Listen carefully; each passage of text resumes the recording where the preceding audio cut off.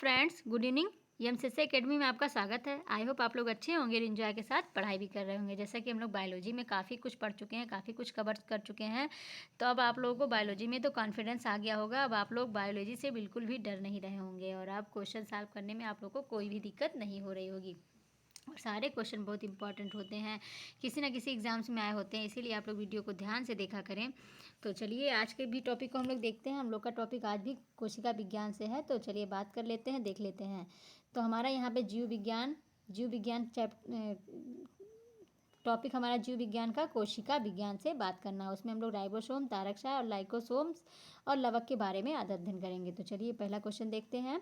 Ribosome की खोज किसने की थी? राइबोसोम की खोज किसने की थी? कैमिलो, गोल्जी, पैलॉडे, एक व दो दोनों, ना तो एक ना तो दो। तो चलिए बता दीजिए राइबोसोम की खोज किसने की थी। तो राइबोसोम्स की जो खोज है वो सर्वप्रथम पैलाडे नामक वैज्ञानिक ने सन 1955 में किया था।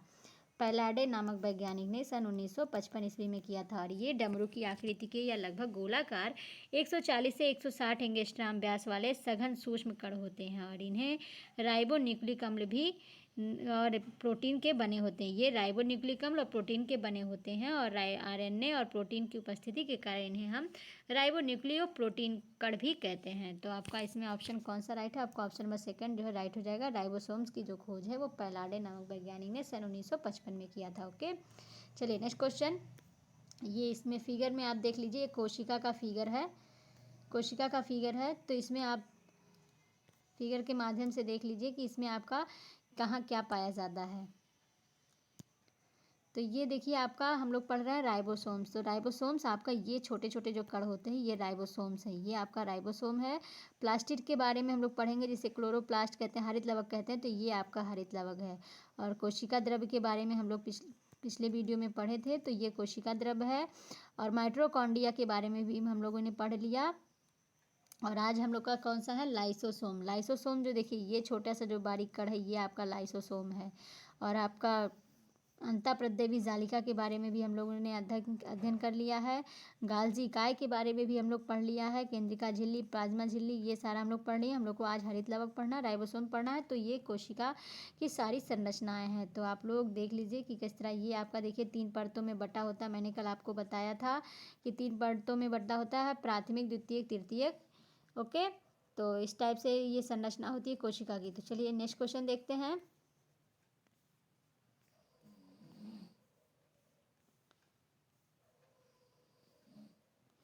क्वेश्चन है, निम्न में से किसकी उपस्थिति के कारण राइबोसोम को राइबोन्यूक्लियोप्रोटीन कण कहा जाता है? आरएनए, प्रोटीन, एक व दो दोनों, ना तो एक ना तो दो। तो इसके बारे में तो मैंने आपको बता ही दिया। तो चलिए बता दीजिए कौन सा ऑप्शन आपका राइट होगा। तो राइबोसोम्स की जो खोज है पैलाडे नामक वैज्ञानिक ने सन 1955 में किया था और ये डमरू की आकृति के या लगभग गोलाकार 140 से 160 एंगस्ट्राम व्यास वाले सघन सूक्ष्म कण होते हैं और ये राइबोन्यूक्लिक अम्ल या प्रोटीन के बने होते हैं और आरएनए और प्रोटीन की उपस्थिति के कारण इन्हें राइबोन्यूक्लियोप्रोटीन कण भी कहते हैं। और राइबोसोम सभी जीवित कोशिकाओं में पाए जाते हैं या अंतःप्रद्रवी जालिका से जुड़े रहते हैं और ये माइटोकॉन्ड्रिया, हरित लवक और केंद्रक में भी पाए जाते हैं। तो आपका इसमें कौन सा ऑप्शन राइट है? आपका ऑप्शन नंबर थर्ड जो है राइट हो जाएगा। आरएनए और प्रोटीन के कारण इनको हम राइबोन्यूक्लियोप्रोटीन कण भी कहते हैं। तो आपका ऑप्शन नंबर थर्ड राइट हो गया।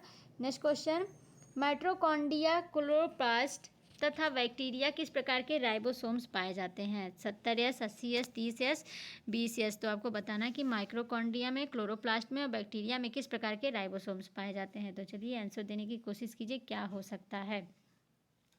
तो अभी मैंने आपको राइबोसोम्स के बारे में बताया कि इसकी खोज पैलाडे ने किया था 1955 में। डमरू के आकार के होते हैं, लगभग गोलाकार 140 से 160 एंगस्ट्राम व्यास वाले सघन सूक्ष्म कण होते हैं और ये राइबोन्यूक्लिक अम्ल और प्रोटीन के बने होते हैं। आरएनए और प्रोटीन की उपस्थिति के कारण इनको राइबोन्यूक्लियोप्रोटीन कण भी कहते हैं।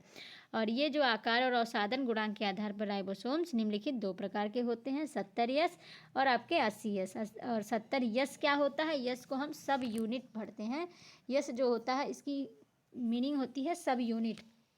तो 70S राइबोसोम जो होते हैं ये आकार में छोटे होते हैं और इनका जो अवसादन गुणांक होता है वो 70S होता है और ये माइटोकॉन्ड्रिया, क्लोरोप्लास्ट और बैक्टीरिया आदि में पाए जाते हैं।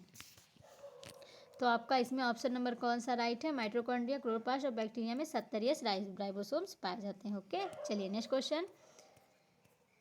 80 प्रकार के राइबोसोम्स निम्न में से किसमें पाए जाते हैं? उच्च विकसित पौधों में, जंतु कोशिकाओं में, एक व दो दोनों में, ना तो एक ना तो दो। तो चलिए बता दीजिए कौन सा ऑप्शन होगा। 80 प्रकार के किसमें पाए जाते हैं? तो अभी मैंने बात किया कि आकार और साधन गुणांक के आधार पर राइबोसोम 2 प्रकार के होते हैं, 70 यस और 80 यस। यस जो होता है उसका मतलब सब यूनिट होता है। तो आपका 70 यस जो होता है ये छोटा होता है आकार में और इसका अवसादन गुणांक 70 यस होता है। ये माइटोकॉन्ड्रिया, क्लोरोप्लास्ट और बैक्टीरिया में पाए जाते हैं। और आपका जो 80 एस प्रकार का जो राइबोसोम्स है वो आकार में कुछ बड़े होते हैं और इनका अवसादन गुणांक 80 एस होता है। ये उच्च विकसित पौधे और जंतु कोशिकाओं में पाए जाते हैं।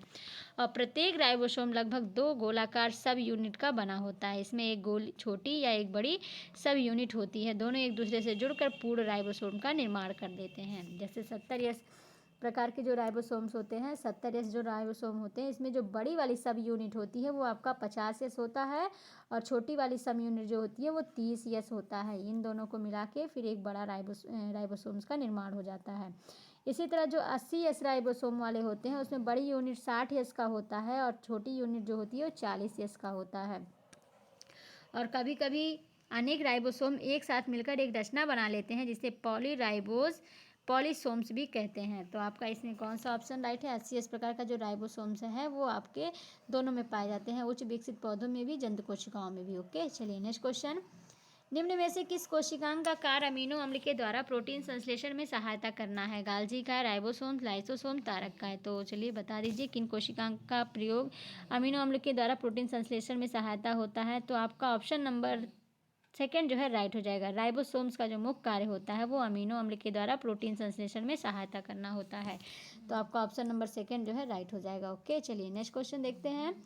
सेंट्रियोल के चारों तरफ एक स्वच्छ कोशा द्रव का घेरा होता है जिसे कहते हैं ट्रोपोस्फेयर, सेंट्रोस्फेयर, एक व दो दोनों, ना तो एक ना तो दो। तो चलिए बता दीजिए कौन सा ऑप्शन होगा आपका। सेंट्रियोल के चारों तरफ एक स्वच्छ कोशा द्रव का घेरा होता है जिसे क्या कहते हैं?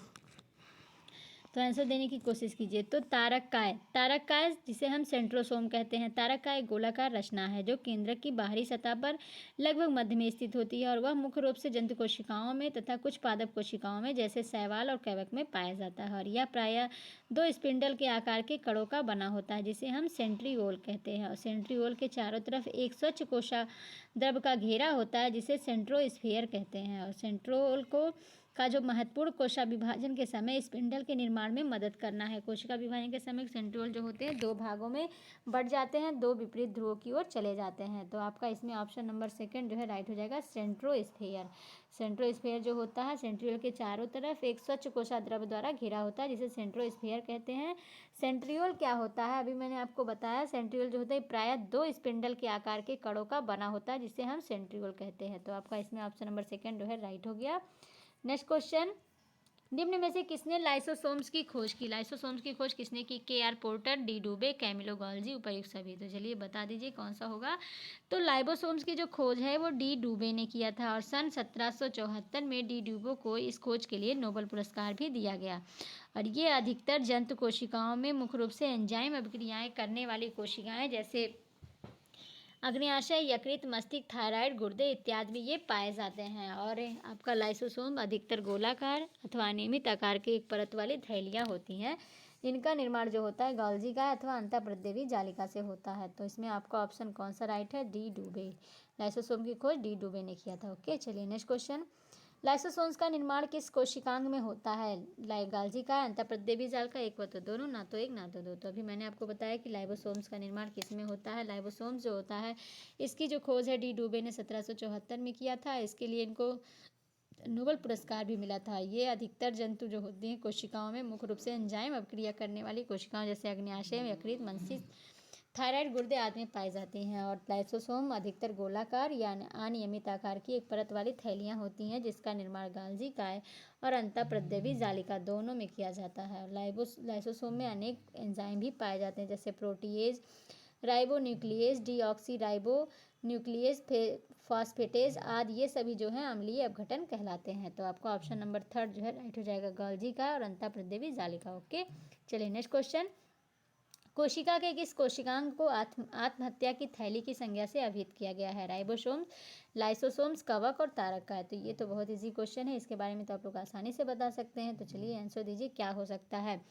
किसको हम आत्महत्या की थैली कहते हैं? तो आपका जो लाइसोसोम्स है, लाइसोसोम को आत्महत्या की थैली भी कहा जाता है। लाइसोसोम्स के बारे में मैंने बता दिया कि इनकी खोज डी डुबे ने किया था और इसका जो आकार होता है वो अधिकतर गोलाकार या अनियमित आकार की एक पतली थैली होती है और इसका जो निर्माण होता है वो गाल्जी काय और अंतःप्रदेवी जालिका में होता है और इसमें अनेक प्रकार के एंजाइम पाए जाते हैं जैसे protease, ribonuclease, deoxyribose, nucleus phosphatase इत्यादि जो हैं ये अम्लीय अपघटन कहलाते हैं। और जब किसी कारण से लाइसोसोम के एंजाइम बाहर निकलते हैं तो ये सक्रिय होकर कोशिका के विभिन्न पदार्थों का विघटन कर देते हैं और कोशिका भी विखंडित हो जाती है। इस प्रकार जो है लाइसोसोम को आत्महत्या की थैली भी कहते हैं या आत्मघाती थैलियाँ भी कहते हैं, सुसाइड बैग भी कहा जाता है। और लाइसोसोम अनेक रूपों में पाए जाते हैं।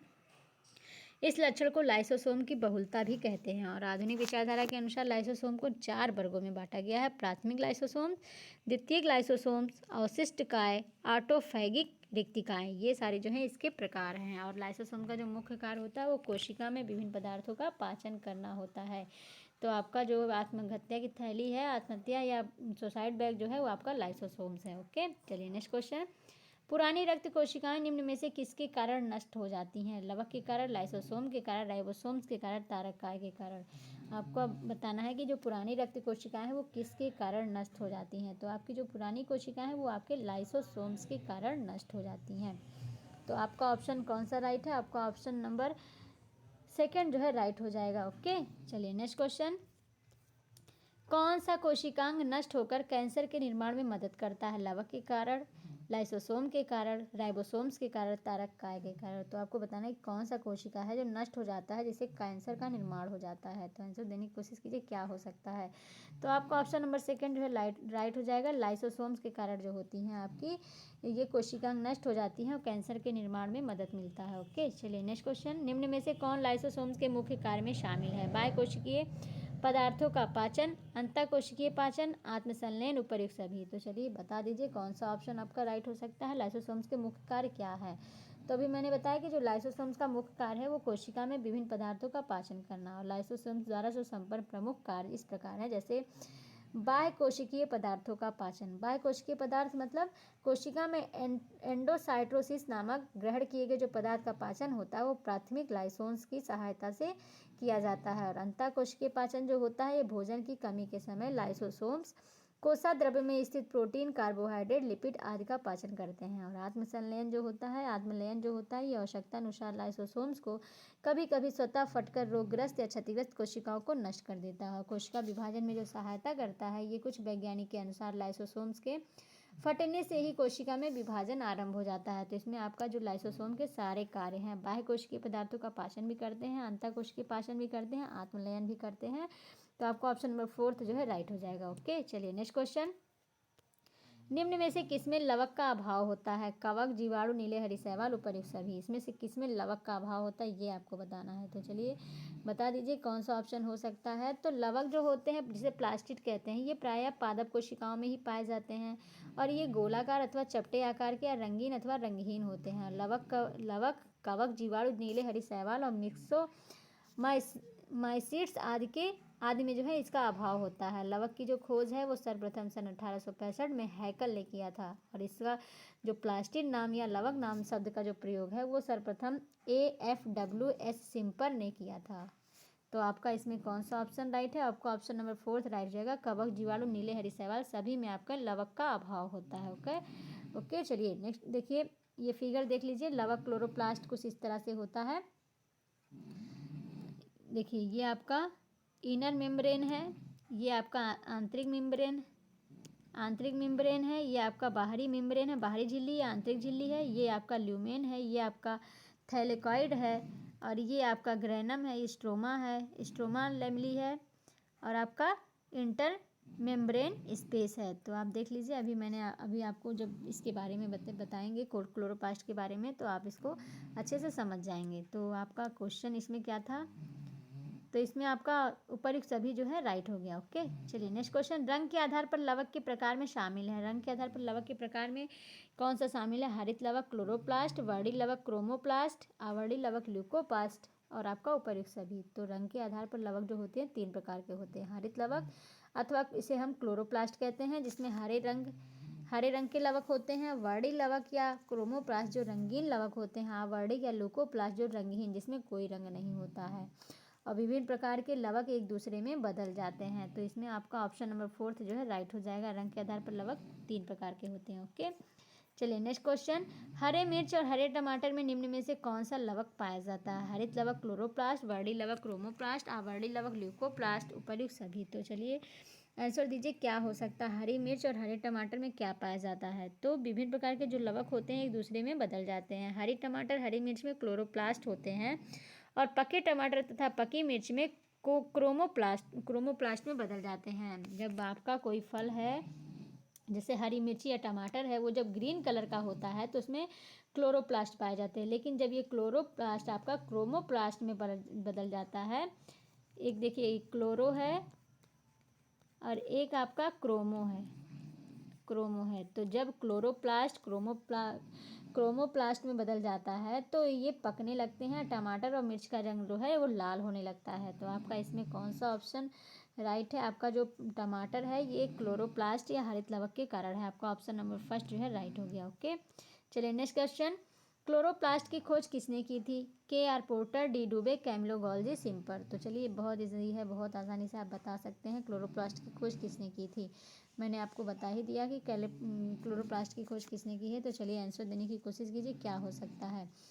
तो क्लोरोप्लास्ट जिसे हम लवक कहते हैं और ये लवक जो होता है पादप कोशिकाओं में पाया जाता है। और क्लोरोप्लास्ट जो होता है ये हरे रंग के लवक होते हैं और इनका रंग जो होता है हरा रंग, इसमें हरे रंग पाए जाने के कारण इनका जो वर्णक है वो परहरित या क्लोरोफिल के कारण होता है।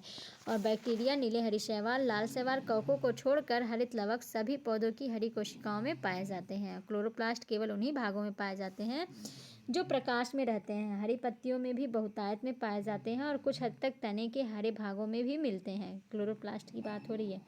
और हरित लवक प्रकाश की उपस्थिति में अपने पर्णहरित की सहायता से प्रकाश संश्लेषण द्वारा भोजन का निर्माण करते हैं। और इनकी खोज जो है वो सिम्पर नामक वैज्ञानिक ने सन 1885 में किया था।